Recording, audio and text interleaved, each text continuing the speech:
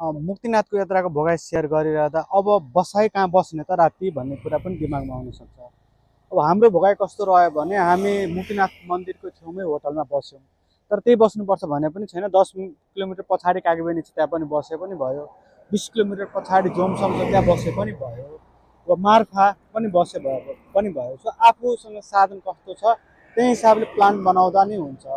अब तपाईँ कतिखेर पोखराबाट हिँड्नुभयो त्यही अनुसारले पनि प्लान बनाउँदा हुन्छ। सो बस्नको लागि मुक्तिनाथै वरिपरि बस्नुपर्छ भन्ने पनि छैन।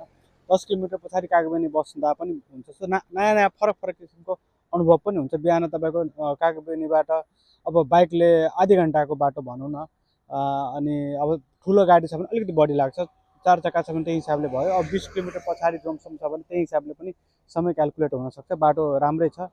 बसाइ अब त्यसरी योजना बनाउँदा नै हुन्छ। अब बसाइ नजिक बस्दा अलिक महँगो हुन्छ, त्यही भएर बसाइको प्लान अलिकति अगाडिदेखि गर्नुभयो भने सजिलो हुन्छ।